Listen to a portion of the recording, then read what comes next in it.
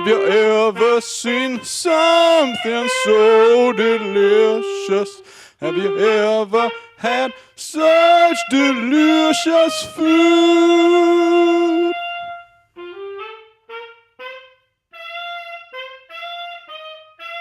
I've always thought the world looked a little more peaceful after a snowfall, like a virgin white blanket covering all and minimizing suspicions.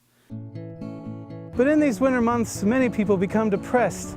Perhaps it's the lifeless cold or lack of sunlight that makes them feel closer to death. But for me, my heart just bursts with joy. Come on!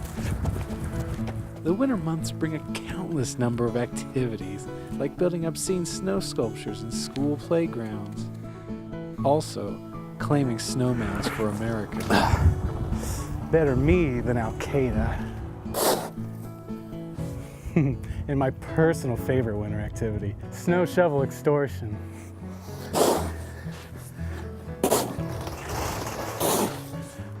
What the hell? What? I'm shoveling your driveway, good sir. I didn't ask you to do that. Yeah? Well, it's half done. That's $200. $200? I'm calling the cops. Oh, I got priors. But when I get home, I like nothing more than to cozy by a warm fire and prepare one of my favorite wintertime dishes, Hibernation Chili.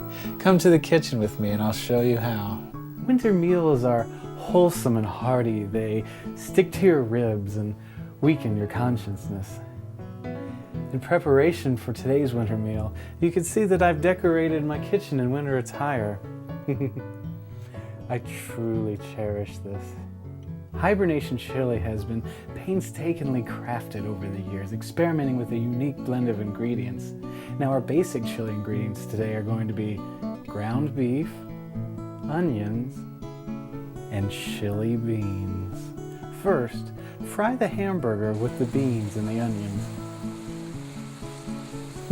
I always keep my onions in a separate container, as to keep the stink away. Oh my God!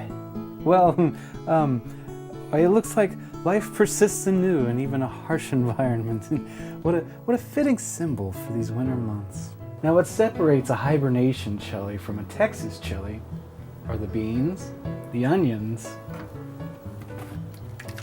and the whiskey. You want to be sure to cook the ingredients before adding the whiskey, so you don't cook out the alcohol.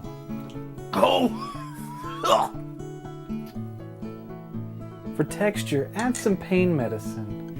You could pick pain pills up at any emergency room by faking a head or stomach injury. Then add cough syrup for thickening. Add some cheese and serve on spaghetti for a Cincinnati-style hibernation chili three-way. The last time I had a Cincinnati-style chili three-way was the last time I was at a Cincinnati Chili's bathroom. And now, to taste.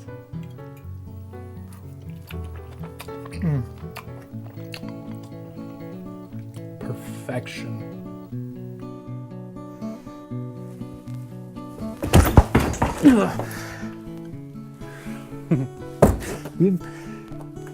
That's a good job. I was hearing it.